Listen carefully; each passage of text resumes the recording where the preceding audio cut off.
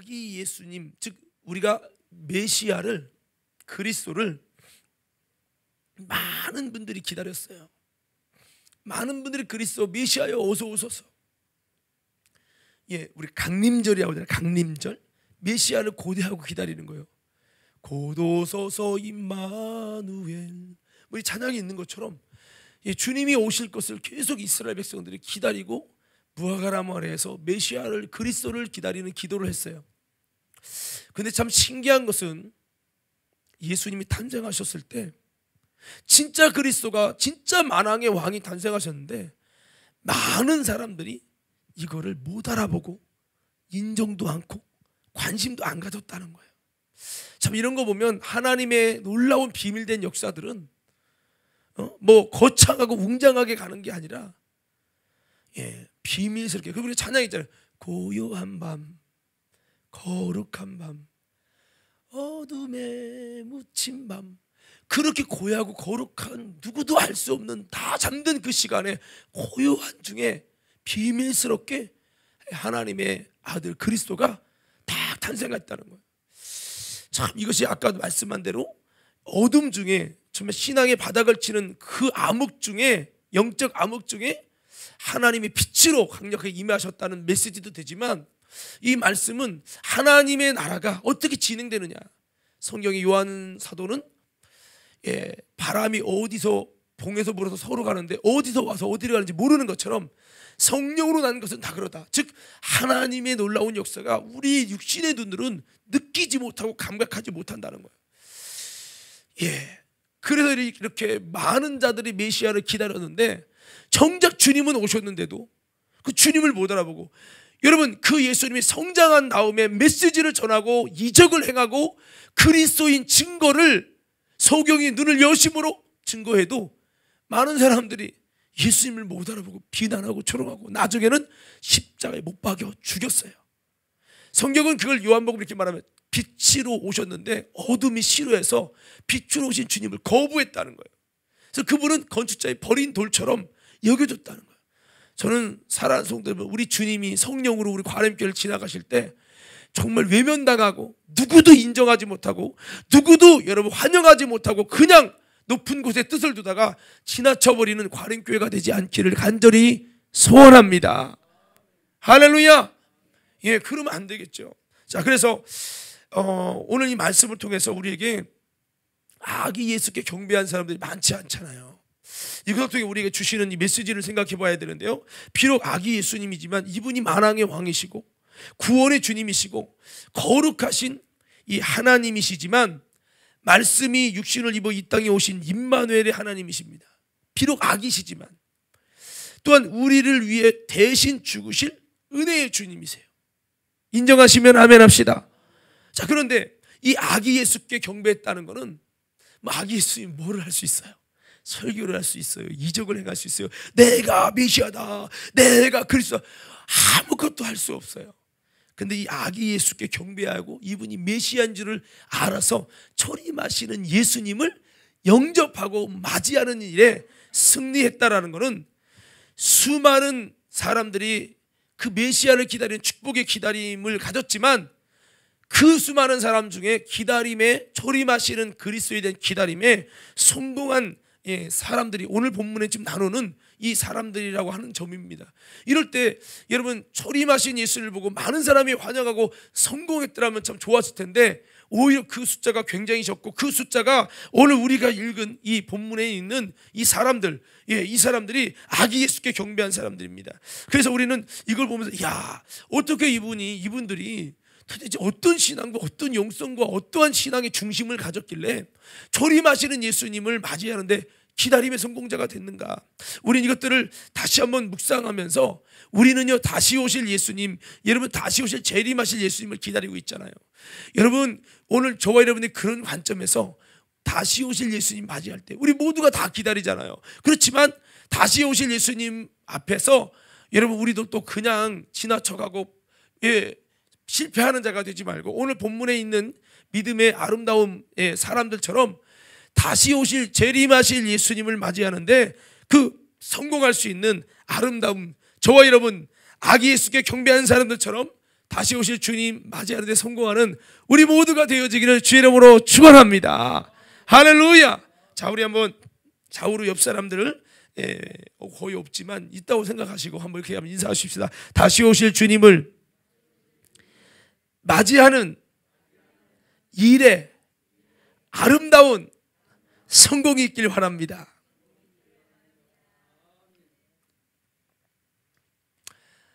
여러분, 재림하신 예수님, 다시 오실 주님 맞이하는 일에 성공해야 된다, 꼭 성공해야 된다고 인정하시는 분들만 큰 목소리로 아멘. 꼭 해야죠. 그거 못하면 구역장도 소용없어요. 다시 오실 주님을 맞이하는 데 실패했다는 것은 그 말은 바꿔 말하면 지옥에 간다는 얘기예요. 하나님이 기뻐하시는 사람들이 되지 못하는 거죠. 자, 그럼 오늘 성경에 보니까 자기 백성인 유대인들이 예수님을 맞이하는 일에 아름답게 좀 성공했어요. 근데 오늘 우리가 읽은 마태복음 2장에 보면 동방박사가 나와요. 동방박사. 이들은요, 유대인이에요, 이방인이에요? 이방인이죠.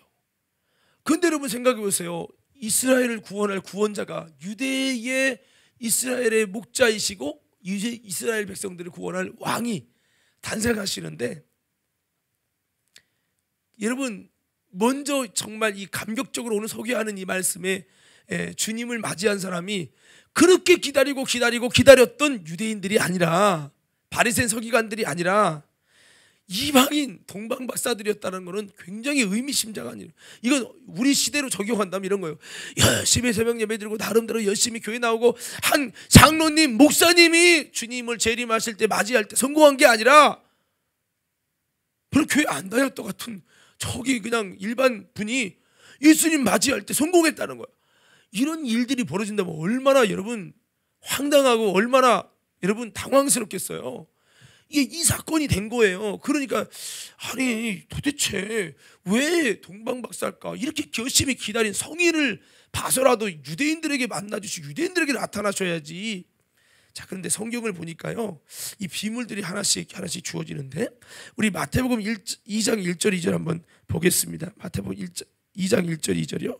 함께 스크린 보시면서 읽겠습니다. 시작.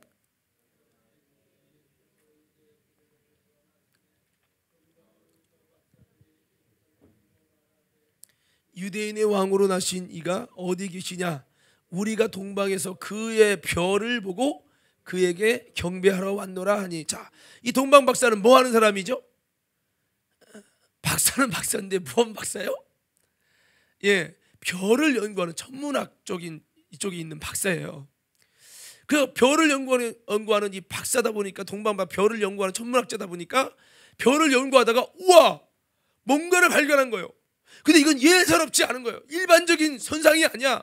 이것은 자기들이 그 동방박사 별을 연구하면서 나름대로 어떤 신념이든 신앙이든 뭐가 있었는지 모르지만, 이거는 분명히 온 인류를 구원할 구원주의 탄생이다라는 이런 하나님의 사인을 그걸 관찰하다가 얻은 겁니다. 예사롭지 않은 이 사인을 얻었어요. 그러니까 이것을 통해서 동방박사가 이제는 이 사인을 받고 그냥 지나친 게 아니라, 아유 그럴 수 있지, 뭐 별똥별 떨어졌는데 뭐 이런 식으로 한 게 아니라, 이 사건을 보면서 여러분 이들은 이것을 구원의 기회로 삼고, 그 구원의 기회를 놓치지 않고 그 사인을 놓치지 않고, 여러분 그렇게 예수님 계신 곳까지 찾아옴을 통해서 그들이 그리스도께 경배하고, 예수가 그 아기가 그리스도심을 발견하고, 그 아기가 여러분 온 인류를 구원할 구세주 만왕의 왕이라는 걸 발견하고 자기의 보배압을 열어서 여러분 경배하고, 그렇게 기쁨으로 여러분 고국에 이제 돌아가게 되는 이런 놀라운 사건이 일어났단 말이에요. 그러니까 여러분 이 모든 것을 볼 때 하나님이 어떤 사람에게 여러분 초림하시는 데서 성공했냐, 이것은 지금 우리에게 재림하는 주님 앞에 또 어떤 사람이 그 기다림의 성공자가 되느냐는 걸 의미하는데, 그게 뭡니까? 하나님의 구원의 기회를, 하나님이 주시는 사인을, 그 사인은 신앙인이든 신앙인이 아니든 누구에게나 구원받을 기회를 주시고 사인을 주신단 말이에요. 그 지난번에 이정훈 교수라는 분이 있어요.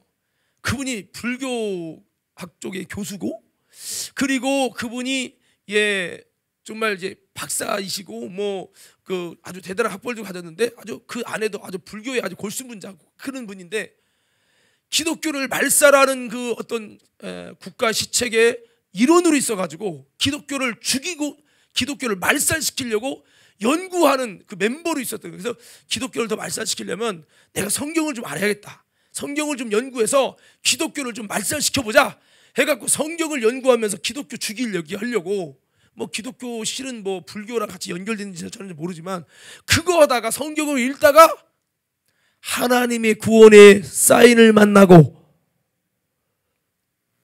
여러분 충격적으로 그 바울처럼 주님을 만나게 되면서 아니 뭐 그래도 나중에는 나 같은 사람을 주님 당신이 왜 나를 사랑하냐고 나는 당신을 믿지 않는 그런 악한 자인데 왜 나 같은 자를 사랑하냐고 그분의 음성을 들으면서 완전히 뒤집어진 거예요. 여러분 제가 말씀드리지만 사람은요 하나님이 다 저마다 악한 자일지라도 변화될 수 있는 기회를 주시고 전도서 3장에 보면요 하나님은 사람의 인생을 다 때를 따라 아름답게 하시는데 어려움도 주시고 낮추기도 하시고 높이도 하시는데 모든 사람이 자기만 의지하던 사람도요 결국에는 그렇게 하나님의 놀라운 구원과 주님이 나는 모르지만 절대자가 나를 부르시는 것을 뭔가 경험하고 느끼고 할 수 있는 그런 사인들을 준다는 거예요. 그 사인을 받고 돌이키고 그 사인 앞에 반응한 사람은 확 개종이 돼서 구원받는 역사가 일어났지만 그 사인을 놓치고 에이 뭐야 개꿈이야 에이 뭐야 이러고 넘어가면요 그 구원과 완전히 멀어지는 거예요. 여러분 저와 여러분들에게도 하나님이 교회 다닐지라도 믿는 성도든 누구든지 간에 하나님은 이런 놀라운 기회들을 주세요. 하나님이 부르심을 주시고 주님이 구원의 기회를 주시고 주님이 우리에게 문을 두드린 사인을 주신단 말이에요. 이들은 비록 불신자지만 이 사인을 받고 그 사인 앞에서 여러분 아름답게 반응하면서 여러분 나아갈 때 그 사인에 의해서 놀라운 주님을 기다리는 일에 성공하는 아름다운 초림 예수를 맞이하고 영접하는 데 승리한 아름다운 축복자가 됐으니 오늘 우리도 또요 다시 오실 주님을 맞이하면서 무엇보다 다른 건 몰라도 주님의 사인 주님이 나를 부르신단 말이에요. 콜한단 말이에요. 동진아 여러분 우리를 막 콜할 때 우리에게 뭔가를 말씀하실 때 뭔가 내 인생에 깨닫고 돌이키기를 원하시며 뭔가 주님이 부르시고 시키시는 일이 있을 때 우리는요 이 기회를 놓치지 않는 이 사인을 놓치지 않는 오늘 동방박사들 같은 사람들 되기를 주님 이름으로 축원합니다. 그래야 되는데 사인 놓치면 안 돼요. 예? 그래서 여러분 가룟 유다든 누구든 사인을 놓친 사람 베드로는 그 153 물고기 잡았을 때 사인을 놓치지 않은 거예요. 그때 다 낚시 잘하는 사람은 그렇다며요. 나는 낚시를 바다 낚시를 한 번도 안 해봤 그 배 타고는 안 해봤는데 그 남성교회에서 전에 이제 하자고 해서 갔어요. 배 타고 와서 뭐 너무 깊이 안 들어 한 이 정도 깊이 들어가 이 정도 저 정도 한 3m 들어오더니 낚시를 하는 거야. 나는 아무리 잡아도 안 잡혀. 물고기 물질 않아. 근데 똑같은 데서 어떤 권사님은 계속 잡는 거야. 10몇 마리를. 내가 물어봤어요. 어떻게 잡냐 했더니 이게 민감해야 되는데 이게 살짝 그 올 때 그때를 놓치면 탁 잡아야 된다는 거예요. 나는 둔감해갖고 다 먹고 가도 몰라. 이런 얘기를 왜 하냐. 여러분 신앙생활에 하나님은요 불신자일지라도 신앙인일지라도 누구든지 간에 주님은 놀라운 기회를 주시고 기회를 주셔요. 그래서 이거 놓치면요 주님을 기다리는 데 성공하지 못하게 된다는 거죠. 여러분 이따가 뭐 말씀드린 뭐 목자들도 똑같아요. 기회를 주세요. 기회를 잡아야 돼요. 한번 자 이렇게 한번 손을 잡아봐요. 기회를 좀 감동적으로 해봐야 돼. 기회를 잡자. 기회주의자가 되려는 게 아니라 여러분 주님이 우리의 인생에 뭔가 내가 신앙이 약해도 주님이 뭔가를 하나님은 너는 불교 집안이니까 제껴 이렇게 하시는 하나님이 아니에요. 과학자든 누구든 간에 하나님은 동일하게 놀라운 이런 하나님의 기회들을 주셔요. 오늘 동방박사들 비록 여러분 그런 사람 좀 이방인이지만 그들이 천문학을 연구하면서 별을 연구하면서 유난히 반짝이는 이 다윗의 별을 본 거죠.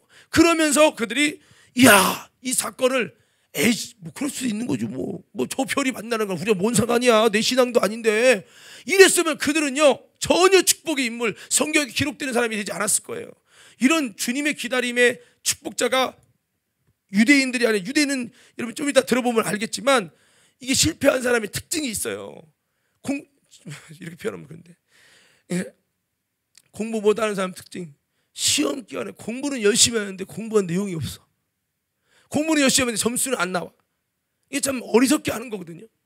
그게 아니라 뭔가 벼락치기라도 아주 그냥 효력을 쫙 발휘하게 해야 되는데, 이스라엘 백성이 열심히 목바닥 기다리기만 했어. 기다림에 성공하는 비결을 찾지도 않고 기다리기만 하는 거야. 그래서 실패한 거예요. 그런데 보십시오, 오늘 동방박사 이 사람들은 이렇게 주님이 주신 사인을 통해 기회를 놓치지 않았다는 거죠. 자, 그리고 또 우리가 이어가 보면 이들은 어떤 모습입니까? 우리가 다 좀 성경을 이미 좀 알고 있는 내용이니까 좀 편하게 할게요. 머리로만 생각하지 않고 행동하며 움직이는 신앙인이었다는 거죠. 아까 말씀했습니다만, 여러분, 때로는 우리 신앙이 아무리 설교 듣고 감동이 돼도 에이, 진짜 그 말씀대로 움직이려면 많은 것을 희생해야 되는데 에이, 어떡해. 안 움직일 때가 참 많아요. 하나님은 누구에게 손을 들어주셨냐면, 이런 것을 보고 별이 빛나는구만, 뭐 신기하네, 이러고 끝나는 게 아니라 머리로만 생각하지 않고 행동하며 움직이는 사람이 됐을 때 그들에게 하나님의 놀라운 은혜를 주셨다는 거죠. 저는 우리 과름교회 성도들이 그냥 예배 시간만 형식적으로 앉았다 가는 바리새인과 서기관과 유대인 같은 모습 갖지 말고, 정말 들었다면, 그 복음을 들었다면 반응하고 움직이고 행동하는 신앙인이 되고, 그렇게 되셔야 돼요. 지금이 어쩌면 여러분들에게 하나님의 구원을, 놀라운 문을 두드리시는, 내 인생에 다시 올 수 없는 어떤 구원의 기회일 수도 있는 거예요. 그때 어떻게 해야 된다고요? 그럼 여러분, 행동해야 된다. 어떻게 해야 된다고요? 우리 구역장 여러분, 감동이 왔거든 움직이시기 바랍니다. 행동하셔야 돼요. 제가 사실 이번에 이 성탄에 대해서, 제가 원래 읽고 있는 성경은 요즘에 또 다른, 여기가 사복음서가 아니라 다른 곳이거든요. 성탄에 전혀 관계가 없는 부분이에요. 그래서 성탄절에 대한 내 마음을, 주님의 마음을 갖고 싶어서 사복음서를 다 이렇게 묵상하면서 성경을 이렇게 봤어요. 보다가 처음엔 몰랐는데 묵상이 되기 시작하는 거야. 어머, 이거 이러네. 그러다가 이거 그냥 지나치면 안 되겠다. 얼른 핸드폰 갖고 와서 막 이렇게 적기 시작하는 거예요. 저는 예배 시간에도요, 새벽 예배 끝나고 통성기도 하다가 막 영감 오면 기도도 하지만 입으로 락카왈락카 하다 물론 정지될 때도 있지만 막 여기 에버노트에 막 성령의 감동이 오는 걸 적어요. 남들이 보면 저 사람 미친 사람 아니야, 이럴 수 있어요. 목사님은 예배 시간, 기도 시간에 뭐 하는 거야, 핸드폰하고. 그게 아니라니까요. 그러니까 이거는 여러분, 제가 얘기하자면 수없이 포스트를 해봐도, 포스트라고 적는 거 있어요. 이 성경의 배가 지금도 여기 있는데 이따시만큼 굵어져요. 왜? 포스트를 수백 개 이상 적어 넣어가지고 성경이 안 되게 배불뚝이 돼가지고, 그래서 이렇게 하면 안 되겠다. 포스트를 이제 안 하고 어떡하지 하다가 이제 그거 지나고 나면, 기록하지 않으면 내 마음의 기록이 자꾸 사라져서, 이제 이거 핸드폰이라는 걸 이용해서 제가 하는데, 이 말씀을 묵상하다가 이거 안 되겠다 싶어서 적을까 말까 하다가, 그래, 좀 적으면 얼마나 좋겠냐, 한번 적어보자. 그래도 감동 오는 거 몇 개만이라도 적어보자. 적기 시작한 게 그렇게 하면서 1시간 정도 이상을 한 거예요. 그러다 보니까 어머, 그게 한 번 열리니까요. 오늘 제가 말하면 이게 2-3주의 분량이거든요, 이 설교가. 이게 나오더니 오늘 낮 설교도 나오고 성탄절 설교도 다 나오는 거야. 이게 한 번 열리니까 여러분, 그냥 고구마가 넘칠 때 나오더니 계속, 이게 한 번 하나님이 딱 사인 줄 때 그 기회 못 잡잖아요. 기도도 그래요. 그 기회를 못 잡으면요, 그냥 가는 거야. 영적 생활 똑같습니다. 그 타임에 순종하느냐 않느냐, 그에 따라 하늘과 땅 차이예요. 이런 거를 알라나 모르겠어. 여러분, 주님 사인 주실 때 가만히 감동만 받고 움직이지 않으면 아무런 하나님의 역사가 일어나지 않아요. 그러나 듣고 행동하고 움직이면, 이런 사람이 누구냐? 주님 다시 오실 때 아름답게 맞이하는 사람이요, 이런 거라는. 뭐 목자들도 마찬가지잖아요. 제가 전날 목자들도 듣고 가만히 있었던 게 아니잖아요. 움직였잖아요. 여러분, 이게 뭔가 초림하실 예수님을 그렇게 많이 기다렸는데, 왜 정말 어떻게 보면 안 기다린 것 같은 이 사람들이 그 주님, 초림하신 주님을 맞이하는데 성공하고, 그러면 왜 열심히 기다린 분들은 안 된다? 여기에 우리가 물음표를 던지셔야 돼요. 성경이 뭐예요? 마태복음의 7장에 보면 말씀을 듣고 은혜만 받은 사람들은 모래 위에 지은 집이요, 말씀을 듣고 행하는 집은 반석에 의해 세운 집과 같으니, 그렇게 말씀해요. 이게 뭐 행동하는 신앙이에요. 박사들이 얼마나 바쁘고 할 일이 많은데도 내게 주신 주님의 사인과 부르심을 놓치지 않았던 이들에게, 행동하고 움직였던 그들에게 먼 여행을 해야 됐어요. 여러분, 모르겠어요. 저는 그 당시는 뭐 비행기도 없으니까 어떻게 찾아왔는지는 몰라요. 예. 그렇지만 그 부르심을 놓치지 않고 행동하고 움직이는 그 과정에 얼마나 많은 어려움과 애로사항이 있었을까. 참, 그렇지만 그들이 그렇게 움직이며 행동할 때 놀라운 구원이 그들에게 임하게 됐다는 거죠. 여러분, 우리가 수많은 그리스도인이 기다리지만 주님은 마지막에도 누구에게 손들어 주실까? 여러분, 행동하고 움직이는 신앙, 그 신앙에 손을 들어 주실 거라는 거예요. 제사장과 서기관들 헤롯은 어떻게 했습니까? 우리 성경 한번 볼까요? 이들의 반응을 봅시다. 자, 3절, 4절, 5절, 6절. 자, 3절부터 6절까지 읽을 거예요. 자, 함께 읽겠습니다. 자, 마태복음 2장 3절, 4절, 5절, 6절 시작.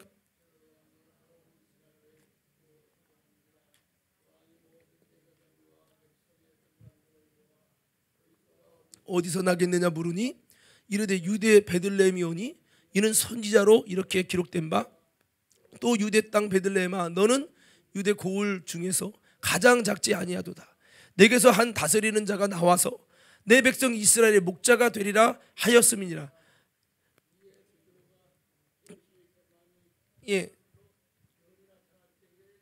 묻고, 자, 여기까지만 볼게요. 자, 여기 보면은 헤롯 왕이 이걸 듣고 뭔가 소동했어요. 예루살렘도 소동했어요. 소동을 하는데 영향가는 없어요. 왜? 4절을 보세요.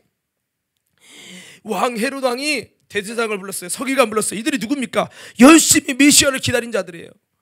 근데 여러분, 이들을 불러갖고 그리스도가 난다고 하는데 박사가 되게 물어가지고 그 동방에서 유대인의 왕으로 나신 이가 어디 계시뇨? 2절에 보니까 우리가 동방에서 그의 별을 보고 그에게 경배하러 왔다. 왕이 탄생하기 때문에 동방에서부터 모든 거 제껴놓고 경배하러 왔다는 거예요.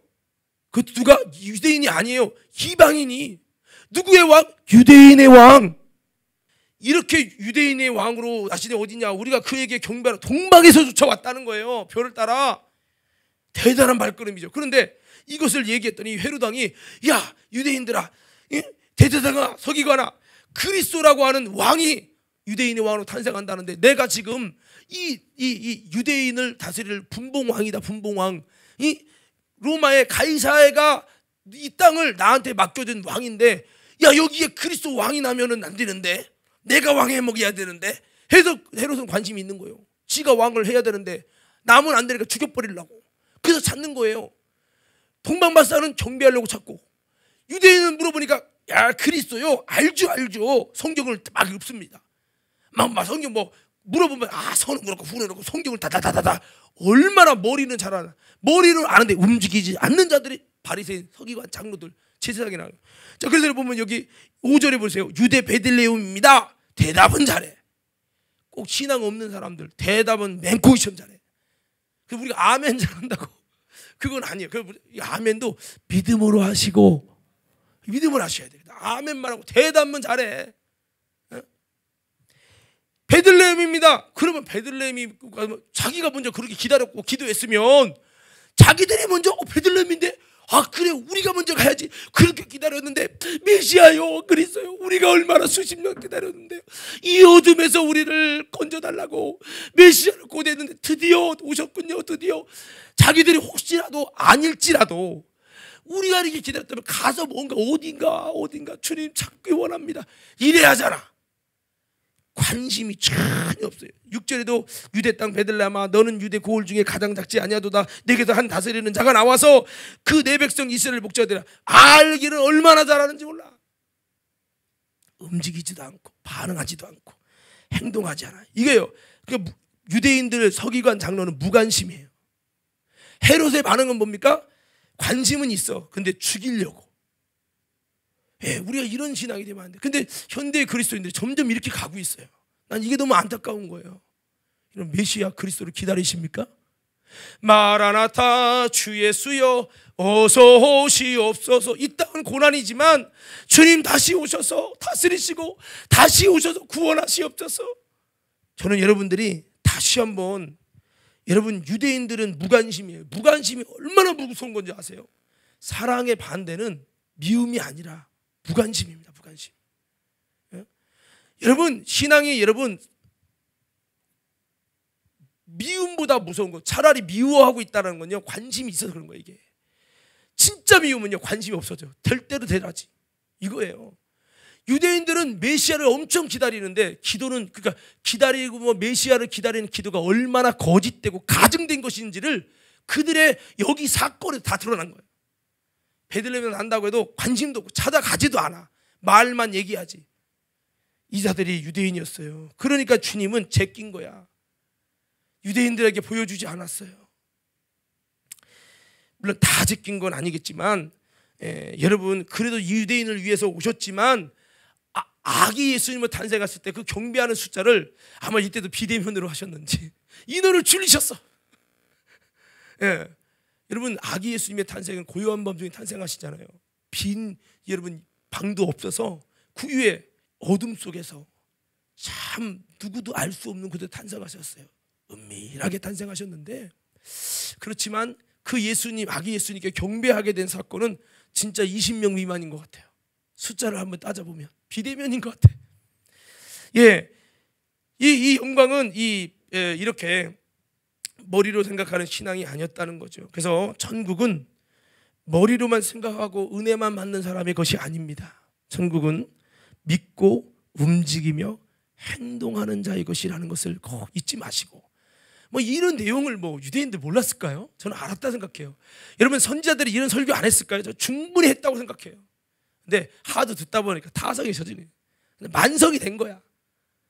여러분 저는 이 현대의 그리스도인이 또 우리 과림교회가 이렇게 될까 두렵고요, 저부터도 이렇게 될까 두렵습니다. 성도 여러분, 우리 모두 듣고 움직이는 신앙인들 되기를 주의 이름으로 축원합니다. 우리 그런 마음에서 우리 마태복음 7장 20절에 27절 한번 읽어봅시다. 다 아는 말씀이지만 한번 읽어봐요. 혹시 준비됐나요? 예, 한번 읽어봅시다. 우리 다 아는 말씀이에요. 함께 읽겠습니다. 이건 예수님이 다시 오실 때, 재림하실 때의 모습을 나타내 주신 거, 말씀해 주신 경고예요. 읽습니다. 시작. 스크린 보면서, 다만 하늘에 계신 내 아버지의 뜻대로 행하는 자라야 들어가리라. 그날에 많은 사람이 나더러 이르되 주여 주여 우리가 주의 이름으로 선지자 노릇하며 주의 이름으로 귀신을 쫓아내며 주의 이름으로 많은 권능을 행하지 아니하였나이까 하리니, 그때 내가 그들에게 밝히 말하되 내가 너희를 도무지 알지 못하니 불법을 행하는 자들아 내게서 떠나가라 하리라. 계속 있습니다. 그러므로 누구든지 나의 이 말을 듣고 행하는 자는 그 집을 반석 위에 지은 지혜로운 사람과 같으니, 비가 내리고 창수가 나고 바람이 불어 그 집에 부딪히되 무너지지 아니하나니 이는 주초를 반석 위에 놓은 까닭이요. 나의 이 말을 듣고 행하지 아니하는 자는 그 집을 모래 위에 지은 어리석은 사람 같으리니, 비가 내리고 창수가 나고 바람이 불어 그 집에 부딪히되 무너져 그 무너짐이 심하니라. 예, 저는 우리 모든 성도 여러분들이 무너짐이 심하여서 지금은 신앙 같고 믿음 같은데 마지막에 다 무너져서 여러분 부끄럼 당하는 신앙이 아니라, 여러분 정말 견고히 서는 아름다운 우리 믿음의 성도들 되기를 주님 이름으로 축원합니다. 성경에 모세도, 아브라함도 보면은 듣고 움직이는 신앙이죠. 아브라함아 아버지 집을 떠나 내게 지시할 걸 가라. 아멘인데요, 못 가요, 이렇게 한 게 아니에요. 움직였단 말이에요. 행동하는 신앙이었단 말이에요. 모세도 가자, 못 하는데요, 나는 말이 우둔해서, 야, 지팡이 던져봐. 뱀이 됐네요, 다시 잡아봐. 지팡이 됐네요, 손 넣다 빼봐 하면서 여러분 물이 변화에 피가 되는 그 사건들을 경험하면서 주님이 설득해서 결국에는 모세가 하나님 말씀 듣고 애굽으로 가서 바로에게서 이스라엘 백성을 빼내는 일에 순종하잖아요. 신앙은 부르심과 주님의 사인을 찾아가는 거고 쫓아가는 것이 진정한 신앙이고, 이것이 뭐예요? 주님 나라에 합당한 주님을 맞이하는 데 성공하는 비결이라는 거죠. 그리고 여러분, 우리 이 성경에서 보면, 자, 우리 아까 좀 읽었는데 7절부터 우리 12절까지 한번 좀 보겠어요. 7절부터 12절, 마태복음 2장 7절부터 12절이요. 자, 여기를 보셔야 이제 이들의 신앙의 모습을 또 볼 수 있는데, 우리 마태복음 2장 7절부터 12절, 자, 우리 다 같이 함께 읽겠습니다. 시작.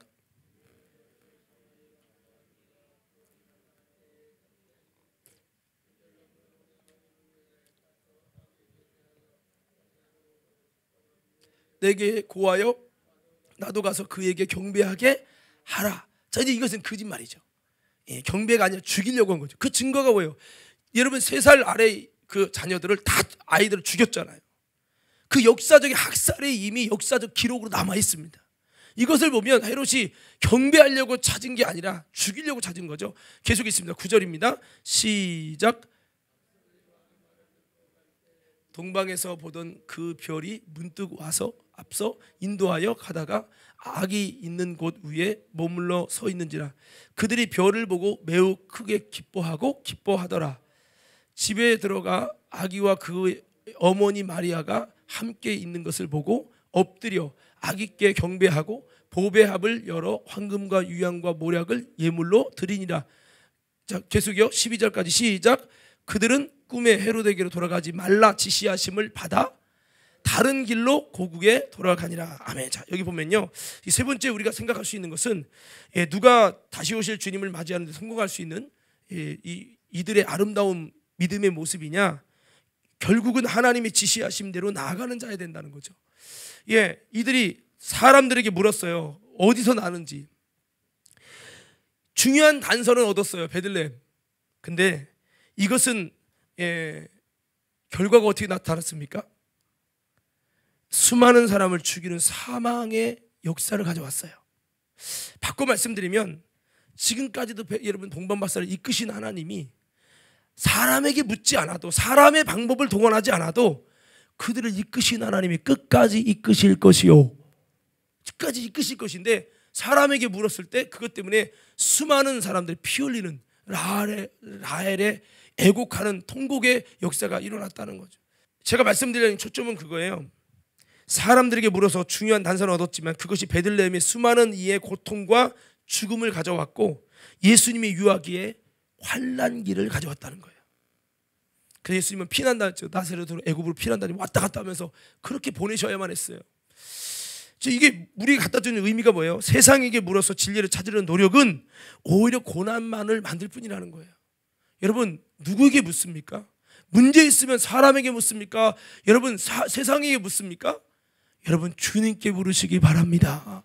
근데 신앙인들도 주님께 묻는다고 하지만 이게 주님이 여기다 이렇게 알려주는 게 아니기 때문에 답답하다니까 자꾸 세상에 물어요. 하나님의 믿음의 사람 아브라함이 아들이 있고 싶은데 아들을 준다더니 안 주시는 거야. 답답해서 어떡합니까? 이스마엘을 통해서 아이를 얻어요.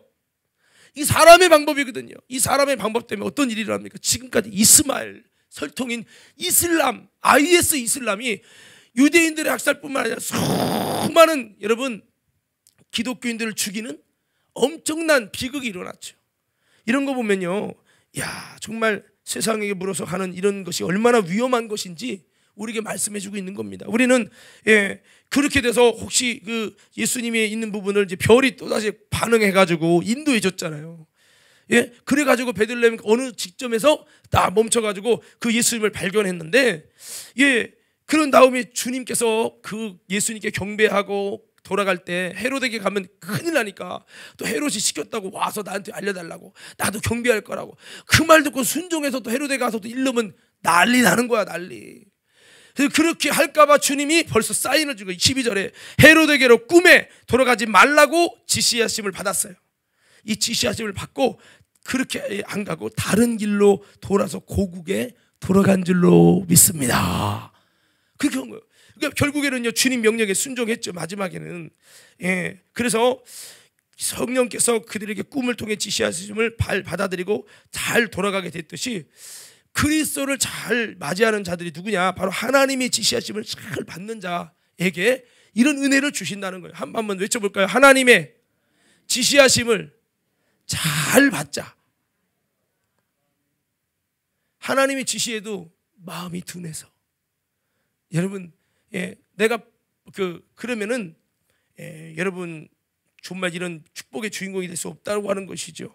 그래서 성경에 여러분 마리아도 하나님의 지시하심을 받아서 예수님을 잉태하게 됐고요. 요셉도 가만히 끊고져 있지만 하나님의 지시하심을 받아서 마리아 되어오기를 부끄러워하지 않고 영접을 해서 하나님의 구원의 아름다운 역사로 쓰임받는 축복의 주인공이 됐잖아요. 생각해보세요. 그리스도를 낳은 마리아 얼마나 큰 축복이에요. 그리스도의 아버지가 된 게 얼마나 큰 축복이냐고요. 근데 이런 사람들 다 공통점이 하나님의 지시하심을 받아. 하면 크게 하셔야 되는데, 여러분 신앙생활 오래 해도 하나님 지시를 못 받는 사람, 지시함을 받아도 반응도 없는 사람, 죄송합니다. 멀리 가는 거예요. 신앙생활은요, 하나님의 지시를 잘 받으셔야 돼. 자, 다시 한번 따라해보세요. 하나님의 지시하심을 잘 받는 자가 됩시다. 여러분, 주님 다시 오실 때 정말 성공하기 원하십니까? 아니면 관심이 없으십니까? 여러분, 성공하기 원한다면 하나님의 지시를 잘 받으셔야 돼요. 할렐루야. 자, 그렇습니다. 성경에 여러분 다 분석해봐도 다 마찬가지예요. 그리고 여러분 다 우리가 알고 있는 말씀이죠. 이 목자들은, 이 동방박사들은 여기 10절에서 11절 말씀해 보니까 주님을 참으로 기뻐하고 그에게 경배하며 보배압을 열어드리는 사람이었어요. 그런 자에게 그리스도를 맞이하는 은혜를 주셨다는 거죠. 여러분 10절에서 11절에 보니까 별을 보고 크게 기뻐했다 그랬어요. 집에 들어가서 아기를 봤어요. 얼마든지 아기를 보고 실망할 수 있죠. 얼마든지 실망할 수 있어요. 왜? 만왕의 왕, 유대의 왕이라며. 그 유대의 왕이 어떻게 되죠? 왕의 탄생이 뭔가 달라야 하잖아요. 그런데 예수님 어디에 누워 있죠? 구유에 누워 있어. 구유가 뭐죠? 짐승 밥그릇이에요. 짐승 와서 그리스도 메시아, 하나님의 아들, 구원자, 온 세계의 만왕의 왕 기대를 가지고 왔는데 보니까 눈으로 보이는 것은 왕 같지가 않아. 얼마든지 실패할 수 있죠. 보배압은 속았다. 괜히 왔지. 그러게 못하러 오자고 그랬어. 이렇게 할 수 있죠. 근데 그들이 반응을 보세요. 우리 10절부터 다시 한번 같이 읽어봅시다. 저들의 반응을 보세요. 자, 이게 이 비밀이에요. 10절부터 있습니다. 시작.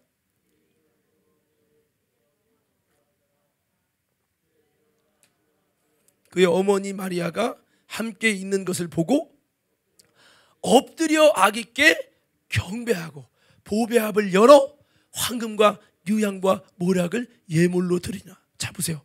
이들이 아기 예수, 구유에 누인 정말 보잘것없는 모습을, 메시아가, 그리스도가, 만왕의 왕이 그렇게 있는 모습을, 초라한 모습을 봤단 말이에요. 그런데도 그들에게 엎드리고 그 다 큰 어른이 그 아기께 경배하고 자기가 귀하게 여기는 보배압을 여는 거 보면 메시아를 만난 거예요? 못 만난 거예요? 만난 거죠. 만난 거. 여러분도 높은 데 마음을 두지 않고 작은 환경 속에서도 주님의 놀라운 하나님의 뜻을, 하나님의 비밀을, 하나님의 예수님을 만날 수 있는, 꼭 높은 데서 찾지 말고 낮은 곳에서도 예수님을 만날 수 있는 저와 여러분 되기를 주의 이름으로 축원합니다. 그래야 되는 거죠. 그래서 여기 보니까 보고선 매우 기뻐했다는 거예요. 매우 기뻐하고 기뻐하였더라. 여러분, 뭐가 기쁨입니까? 땅가 보러 가는 게 기쁨입니까? 아니면 건강해지는 게 기쁨입니까? 여러분, 뭐가 매우 기쁘고 기뻤더랍니까? 오늘 이 동방박사들은 이렇게 열심히 찾아왔는데 어쩌면 열심히 찾아왔기 때문에 기대가 높았을지도 몰라요. 근데 진짜 보여지는 것은 이적을 행한 것도 아니고 예수님이 초라한 모습이었지만 그거 보고요 매우 기뻐하고 또 기뻤다는 거예요. 나의 기쁨이 무엇일까? 오늘 예수님이 되기를 주의 이름으로 축원합니다. 보잘것없는 예수, 구유에 누이신 예수를 보면서도 여러분, 그들은 메시아이심을, 그리스도심을, 만왕의 왕이심을 발견할 수 있는 마음의 영의 눈이 열리고, 그랬단 말이에요. 그래서 여러분, 정말 이들은 그 예수님을 보고 정말 기쁘고 또 기뻤다고 그랬어요. 우리 이 성탄절에 여러분의 기쁨도 동방박사처럼 예수님을 만난 기쁨이 최고의 기쁨이 되기를 주의 이름으로 축원합니다. 신앙은 그리스도를 찾아가는 여행이고, 그를 찾았을 때 기쁨과 이 감격이고, 그를 모시고 경배하는 주님과의 거룩한 소통이 신앙입니다. 또한 주님을 만나고 기뻤다면 그 주님을 정말 발견해서 너무 감격이다, 나를 구원하실, 온 인류를 구하신 만왕의 왕을 내가 만났다, 정말 여러분 그렇다면 거기서 끝나면 안 돼요. 그렇다면 그들이 너무 감사하고 너무 고맙고 너무 좋아서 자기의 보배합을 열었어요. 어떤 목사님이 그래요. 진짜 은혜 받으면요 주머니가 열린다는 거예요. 보배합을 열었어요. 그래서 경배만 한 게 아니에요. 주님 축하드립니다, 생신 축하드립니다, 경배 받으세요, 우리가 멀리서 왔군요, 온 곳으로 만족하세요, 이게 아니었어요. 그들이 뭔가 여러분 주님께 드려야 된다, 이대로는 안 되겠다, 이렇게 해서 여러분 자기의 귀중한 보배합을 열었어요. 오늘 여러분 이 성탄절이 저와 여러분들이 그리스도를 만나고 그리스도를 믿고 그리스도를 아는 신앙 속에서 그 사랑의 주님 앞에, 내가 그때 2000년 전에 가서 그때로 돌아가서 보배합을 열어 주님께 경배하지 못하지만, 동방바스처럼 그 여행을 가서 2000년 전으로 돌아갈 수는 없지만 주님 내 안에 오신 예수님, 그게 부유처럼 토할 수 있어요. 별거 아니고 화려하지 않을 수 있다고요.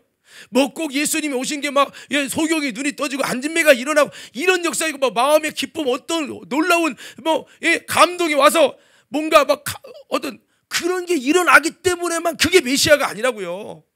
우리는 너무, 그러니까 이거는 작은 것도 극대화시키라는 얘기가 아니라,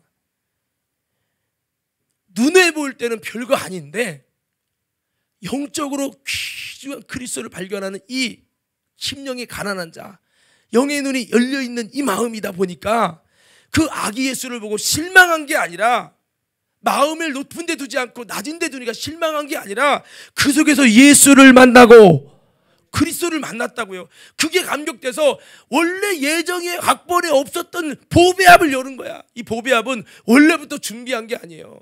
좀 이따 제가 말씀드릴게요. 우리가 알고 황금과 유황과 모략을 들었죠. 이게 굉장히 의미가 있어요. 자, 여러분 만약에 이들이요 귀중한 보배합을 열어서 경배만 한 게 아니라 자신의 소중한 보배를 드렸는데, 만일 보고 실망했다면 절대로 보배합을 열지 않았을 거예요.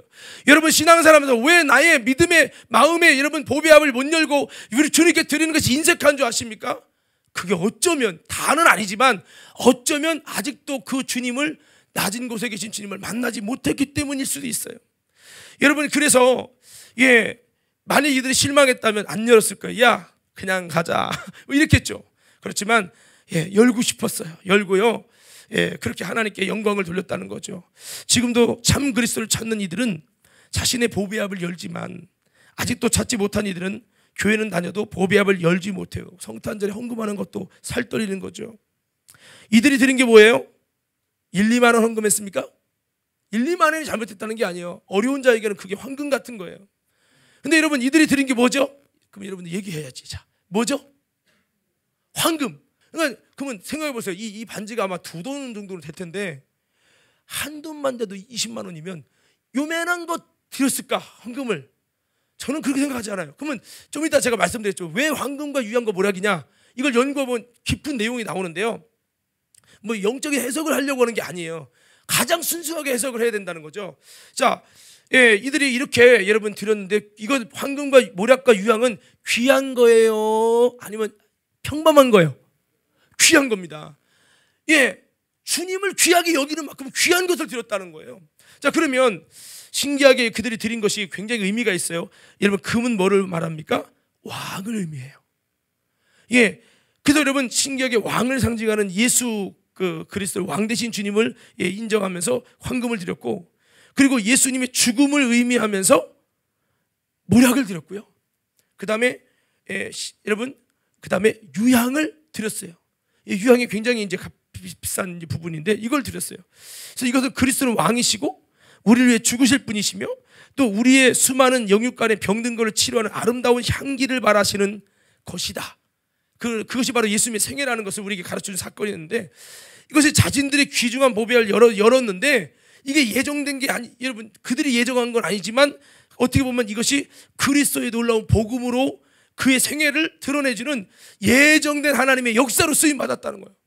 나는 감동해서 드렸을 뿐인데, 난 드릴 거 준비한 게 없어서 내가 귀중히 여기는 거를 열어서 드렸을 뿐인데, 드리고 보니까 이것이 하나님 예수 그리스도의 생애와 사역과 그분이 누군지를 드러내는 놀라운 복음으로 쓰임 받았고, 그래 됐다는 거예요. 자, 근데 여러분 보세요. 제가 보니까요, 뭐 황금은 다 아시잖아요.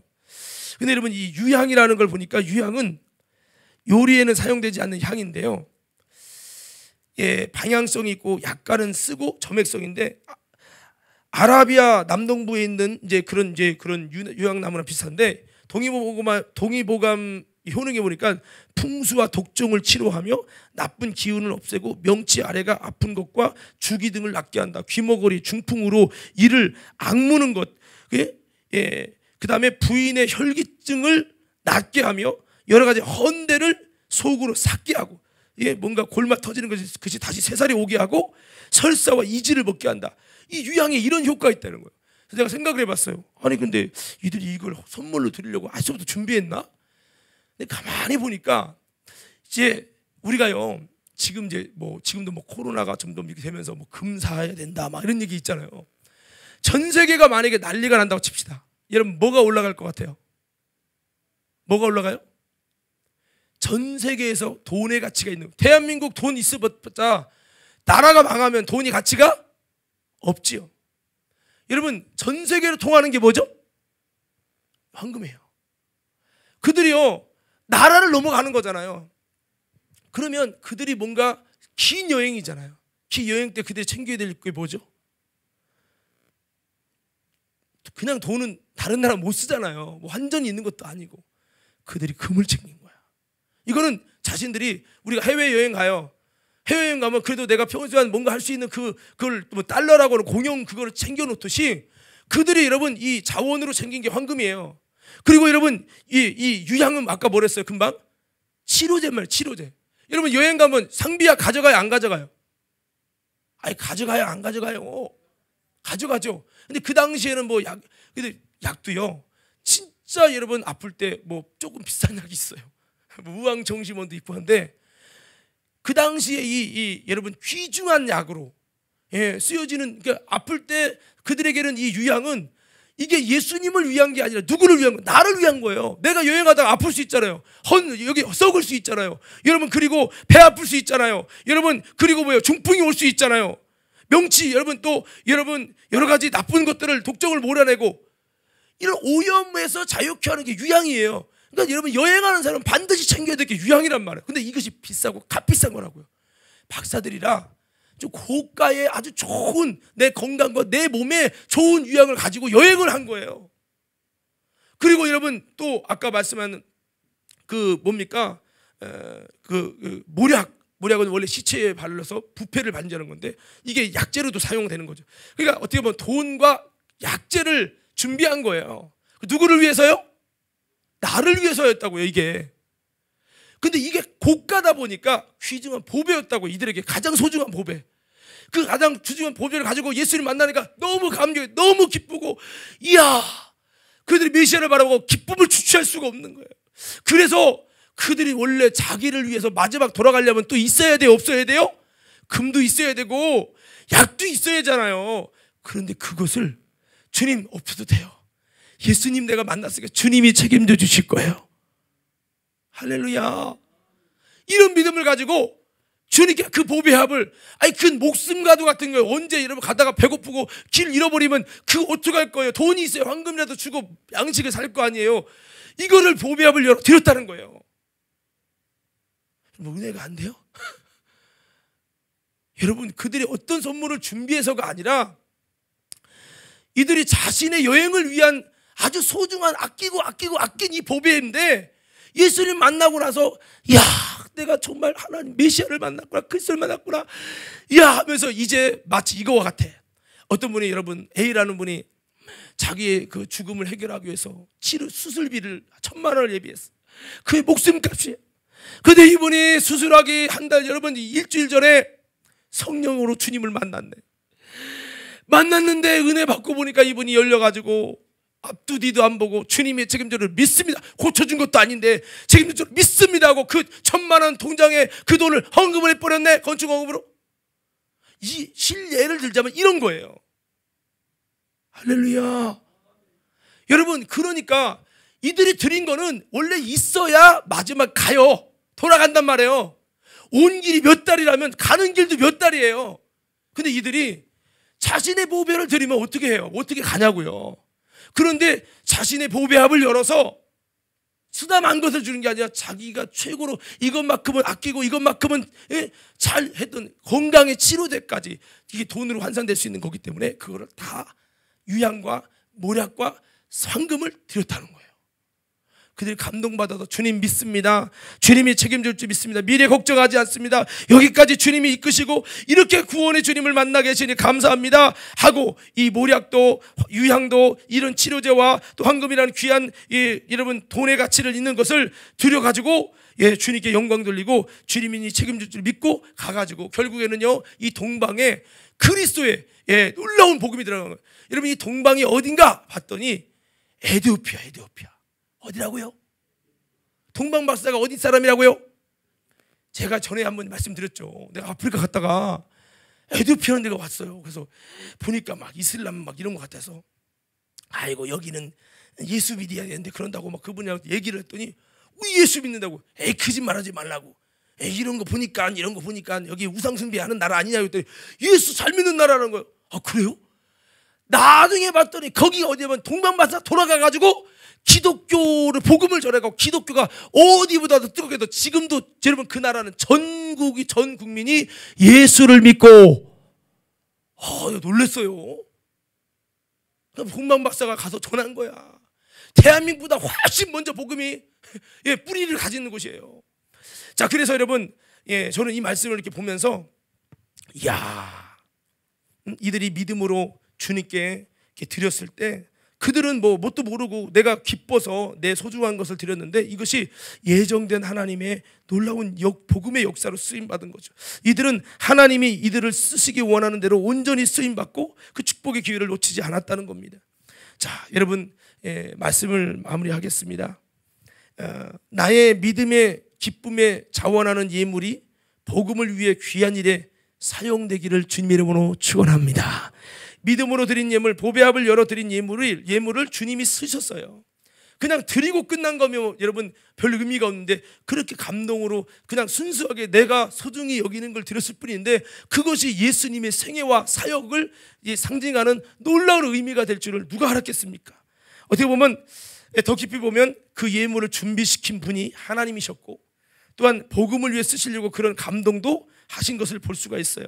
오늘 여러분 이 동방박사 우리가 한 내용만 좀 말씀을 했지만 여러분들이 좀 피곤하시는 것 같아서 내가 더 말씀을 하지 않고 여기서 말씀을 마칠 거예요. 근데 여러분 다시 한번 동방박사 이 사람들이 어떻게 정말 주님의 은혜를 입었는지 하나님의 구원의 사인과 이런 걸 놓치지 않았고 머리로만 생각하지 않고 행동으로 움직이는 신앙이었고 비록 이방인이지만 하나님의 지시를 받고 계속 끝까지 지시를 받고 나가는 그들에게 주님의 이런 놀라운 은혜를 주셨고 낮은 구유에 뒤인 정말 비천하게 보여지는 그 예수님을 보면서도 메시아고 그리스도인 걸 알았다는 거예요. 예수님이 눈먼 자를 뜨게 하고 안진뱅이를 이렇게 죽은 자를 살리는 이적을 보면서도 유대인들은 예수를 메시아가 아니라 이단으로 보고 죽였어요. 지금도 주님이 수많은 이적을 해도 별 감동이 어지간한 설교 받고 감동도 안 돼. 마음이 높은 곳에 있으면 못 만납니다. 할렐루야. 그렇지만 오늘 이들은요 그 구유에 뒤인 아기를 보면서도 메시아를 볼 수 있고 기뻐가지고 보배까지 열어서 드릴 때 놀라운 성경에 기록될 수 있는 이런 놀라운 하나님의 사람으로 쓰임받은 역사가 일어났듯이 오늘 저와 여러분들 또 이렇게 주님께 초림하신 예수님이 맞이하는 성공한 이 박사들처럼 이런 아름다운 믿음의 모습을 가져서 다시 오실 주님 맞이하는데 성공하는 아름다운 우리 신앙들 되기를 주의 이름으로 축원합니다.